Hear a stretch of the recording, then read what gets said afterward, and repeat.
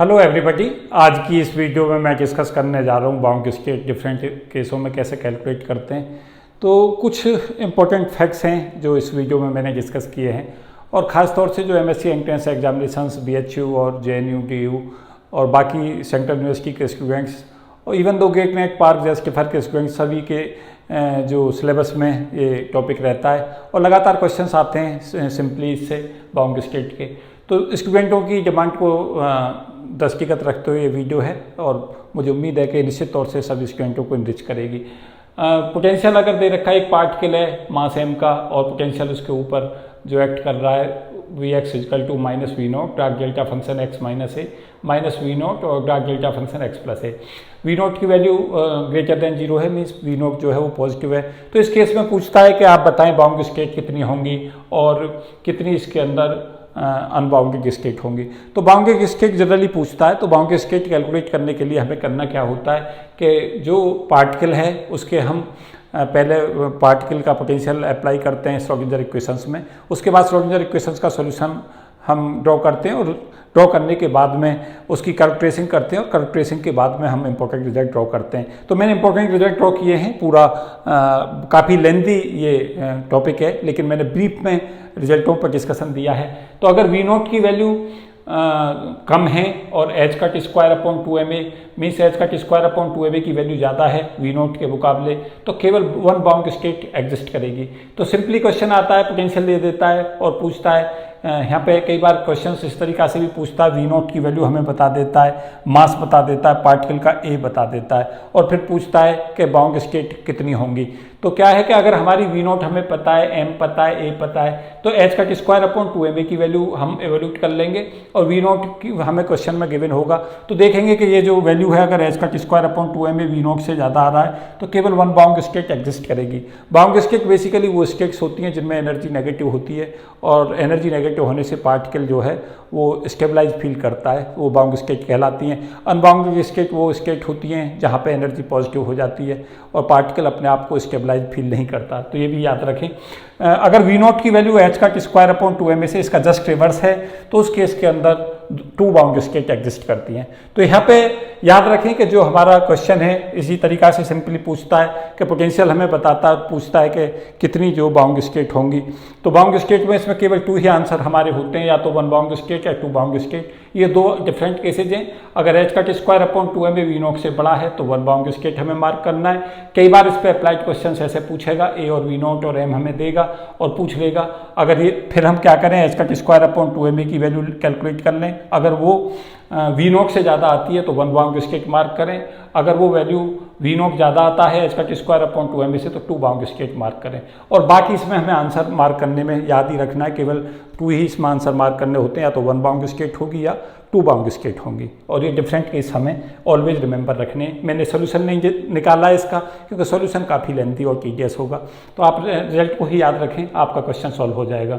Vx की एक particle को कहता है कि उस पार्टिकल है subject to the potential Vx equal to infinity जब x की वैल्यू इक्वल टू जीरो है या x लेस देन जीरो है, और Vx की value minus V naught drag delta function x minus है जब x ग्रेटर देन जीरो है। वी नोट फिर यहाँ पॉजिटिव दे रखा है। तो इसमें भी पूछता है कि आप बताएं कि कितनी किन केसों के अंदर बाउंड स्टेट एग्जिस्ट करेगी और कितनी बाउंड स्टेट होंगी। तो इसमें भी याद रखें कि अगर a की वैल्यू कम है H cut square upon 2m V naught से तो कोई बाउंड स्टेट नहीं होगी। मीन्स अगर H cut square upon 2m V naught बड़ा है ए के मुकाबले तो कोई बाउंड स्टेट नहीं होती। अगर ए की value H cut square upon 2m V naught से बड़ी है तो वन बाउंड स्टेट। तो इसमें केवल दो ही आंसर मार्क करने, अभी पीछे पूछा गया था ये क्वेश्चंस बीएचयू के एंट्रेंस एग्जामिनेशन में, और यहाँ पे कंडीशंस ये उसके अंदर थी क्वेश्चन में, तो केवल वन बाउंड स्टेट एग्जिस्ट करती थी। इस तरीक़ा से इस पर क्वेश्चन पूछा जा चुका है दिस वन। तो यहाँ से क्वेश्चन आते रहते हैं इन पे पैटर्न पर बेस। और अगर कोई कहता है कि अगर एच कट हमसे एम और वी नोट देता है, ये देता है, तो हम चेक कर लेंगे कि H cut square upon 2m V naught की वैल्यू अगर ये वाली वैल्यू ज़्यादा है ए के मुकाबले तो लगाएंगे आंसर, कोई भी बाउंड स्टेट नहीं होगी।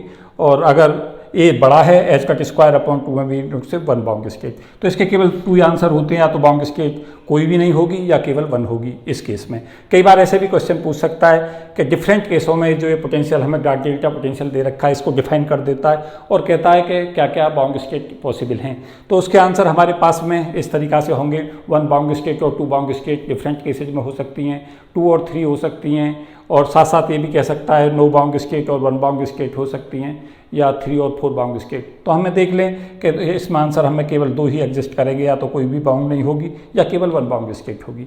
तो ये भी महत्वपूर्ण क्वेश्चन है। ये 4 फैक्ट्स हैं, 1, 2, 3 और 4, ये अलग केस है और दिस वन अलग डिफरेंट केस है। तो ये भी ध्यान रखें कि कौन से किस केस में बता रहे हैं। एक क्वेश्चन ये थर्ड वन मैंने डिस्कस किया है, ये भी लगातार पूछा जाता है, मोस्ट इंपॉर्टेंट क्वेश्चन है, मैंने कंपटीशंस में से बहुत बार देखा है।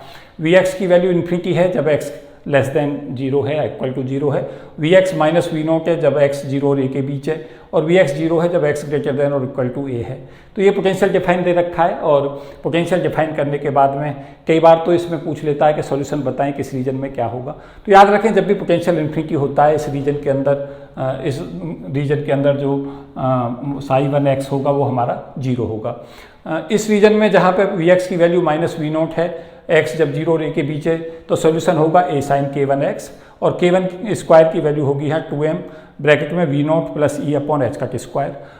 जब Vx 0 होगा x ग्रेटर देन और इक्वल टू a पे, तो साई 3x इस रीजन में वेव फंक्शन होगा c e की पावर माइनस k2x, जहाँ k2 स्क्वायर की वैल्यू होगी माइनस 2me अपॉन एच का स्क्वायर।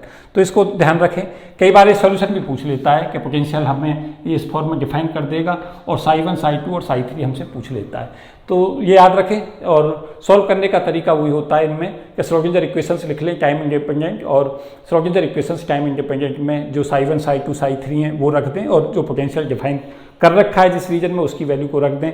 अगर वो सॉल्यूशन सेटिस्फाई करता है तो वो वैलिड सॉल्यूशन होगा, ये भी ध्यान रखें। तो काफ़ी महत्वपूर्ण टिप्स है ये। साई 2 और साई 3x को इक्वल कर दें बाउंड्री पे x बराबर a के ऊपर, क्योंकि वेव फंक्शन की प्रॉपर्टी होती है वेव फंक्शंस कंटिन्यूस होता है बाउंड्री के ऊपर, और जो डेरिवेटिव है वेव फंक्शन का वो कंटिन्यूस होता है। तो साई 2x को साई 3x के इक्वल कर दें x बराबर a पर, और psi 2 dash x equal to psi 3x कर दें, means del psi 2 upon del x की value del psi 3 upon del x होगी x बराबर a पे। तो ये कंडीशन सब जैसे हम रखेंगे और इसे सॉल्व करेंगे तो सॉल्यूशन हमारा इस फॉर्म में मिलेगा हमें। सॉल्व करने के बाद k1 a का mod square plus k2 a का मॉड k2 a का स्क्वायर, ये k1 a का होल स्क्वायर है प्लस k2 a का होल स्क्वायर, इसकी वैल्यू होगी गामा स्क्वायर, और गामा की वैल्यू होगी यहाँ पे √2m v not a upon H का। तो ये सॉल्यूशंस भी याद रखें, कई बार ये सिंपली कंडीशंस पूछ ली जाती है कंडीशंस के अंदर के k1 a और गामा में क्या रिलेशन एग्जिस्ट करेगा। तो this is the form of the solution. उसके साथ साथ जब हम इसको कर्व ट्रेसिंग में जाएंगे तो गामा की वैल्यू जब 5/2 और 3π/2 के बीच में लाई करेगी दिस वन, तो वी नॉट जो पोटेंशियल हमें वैल्यू ऑब्टेन होगी वो पाई स्क्वायर एच का स्क्वायर अपॉन 8ml स्क्वायर होगी, 8ml स्क्वायर होगी, और केवल 1 बाउंड स्टेट यहाँ पे एग्जिस्ट करेगी। तो याद रखें कि गामा π/2 और 3π/2 के बीच है, पोटेंशियल की का जो वी नॉट की वैल्यू है वो दिस वन होगी, और केवल एक ही बाउंड स्टेट एग्जिस्ट करती है। उसके साथ साथ गामा अगर 3π/2 और 5/2 के बीच में है फेज इसका गामा का, तो वी नॉट की वैल्यू 9π स्क्वायर एच का स्क्वायर अपॉन 8m स्क्वायर होगी, और यहाँ पे 2 बाउंड स्टेट एग्जिस्ट करती हैं, एक ग्राउंड स्टेट और एक फर्स्ट एक्साइटेड स्टेट। तो ये क्वेश्चंस लगातार पूछे जाते हैं, इसे मैं मोस्ट इंपॉर्टेंट कहना चाहूँगा, क्योंकि यहाँ से क्वेश्चंस मैंने रेगुलर देखा है, इस तरीका के क्वेश्चंस गेट में भी पूछे गए हैं और बाकी कॉम्पिटिटिव दुनिया में भी पूछे जाते हैं। n π माइनस π/2 जब इसकी value √2m v not a upon H का ये बड़ा होगा इसके मुकाबले, और ये वाली जो टर्म्स है वो n π प्लस π/2 के मुकाबले कम होगी, मीन्स ये कंडीशंस हमारी मिल रही होगी, तो n बाउंड स्टेट एग्जिस्ट करती हैं। ये भी याद रखें कि n बाउंड स्टेट के एग्जिस्ट की कंडीशंस क्या है वो दिस वन है, और लोएस्ट वैल्यू जो होगी इस केस के अंदर जो पोटेंशियल की वो पाई स्क्वायर एच का स्क्वायर अपॉन 8m स्क्वायर और ब्रैकेट में 2n-1 स्क्वायर होगी। तो यहाँ से ये क्वेश्चन रेगुलर पूछता है, गामा की वैल्यू इस रीजन में देता है तो ये हमें आंसर देना है। ये क्वेश्चन ऐसे भी पूछ लेता है कि जो मिनिमम वैल्यू है V0 की, उसमें कितनी बाउंड्री स्टेट एग्जिस्ट करती हैं, तो 1 करती है। और अगर वो पूछता है कि जो फर्स्ट एक्साइड स्टेट में V0 की वैल्यू आती है हमें, उसमें 2 बाउंड्री स्टेट कितनी आती हैं, तो V0 की ये वैल्यू हमें देनी है और 2 बाउंड्री स्टेट हमें उसमें मार्क करना है। और n बाउंड्री स्टेट की कंडीशंस अगर पूछता है तो दिस वन हमें रिमेंबर रखना है। और लोएस्ट वैल्यू V0 की पूछता है n बाउंड्री स्टेट के केस में, तो ये हमें वैल्यू ऑलवेज रिमेंबर रखनी है। तो काफ़ी महत्वपूर्ण चीज़ें हैं जो इस पर पूछी जाती हैं, तो इसको तैयार रखें, सॉल्यूशनों को तैयार रखें, इसकी ये दोनों तीनों चारों चीज़ें तैयार रखें, तो इससे आपको निश्चित तौर से फ़ायदा मिलेगा, क्योंकि ऐसे क्वेश्चंस रेगुलर पूछा जा रहा है। तो मैंने उसी को दृष्टिगत रखते हुए कि जहाँ से क्वेश्चंस पूछा जा रहा है उसके कुछ इंपॉर्टेंट फैक्ट्स लिए। और अगर स्टूडेंट आगे डिमांड करेंगे कि सर हमें इनके सॉल्यूशंस भी बताएं कि कैसे आते हैं, तो मैं आगे कुछ वीडियो और अपलोड कर दूंगा। तो आप बताएं कि वीडियो आपको कैसा लगा। साथ साथ ये भी बताना चाहूँगा कि एक चैनल मैंने और शुरू किया है, फिजिक्स फॉर ऑल 2 के नाम से, physics for all 2 doctor Lalit Kumar. उस चैनल पे मैंने कुछ कंटेंट डाला है, तो उस चैनल को भी सब्सक्राइब कर लें और उसके कंटेंट को भी देखते रहें, क्योंकि वहाँ मैं काफ़ी बेसिक फंडामेंटल्स डिस्कस कर रहा हूँ और कुछ वीडियो मैंने वहाँ अपलोड की हुई हैं, कुछ और आगे अपलोड करने वाला हूँ। तो आप बताएं कि और जो आपकी रिक्वायरमेंट है। तो ये जो वीडियो है खासतौर से स्टूडेंटों के जो आजकल हॉट टॉपिक्स बने हुए हैं, उनमें बाउंड्री स्टेट एक हॉट टॉपिक है, उसी को दृष्टिगत रखते हुए मैंने कुछ इंपॉर्टेंट रिजल्ट्स इसमें डिस्कस किए हैं। उन रिजल्टों का बहुत एलोब्रेशन नहीं किया है, क्योंकि एलोब्रेशंस की कई बार ज़रूरत नहीं होगी, केवल हमें फैक्ट्स अगर पता होते हैं तो हमारा क्वेश्चन सॉल्व हो जाता है। तो आपका क्वेश्चन सॉल्व होना चाहिए, ये महत्वपूर्ण है, ना कि आपको हर चीज़ का ये पता रखने की ज़रूरत है इसको हम किस तरीक़ा से ऑब्टेन करें। ये इसलिए स्क्रिप्ट जी में थोड़ा सा इस चीज़ का भी ध्यान रखें। Thank you and best for all of you. जय हिंद।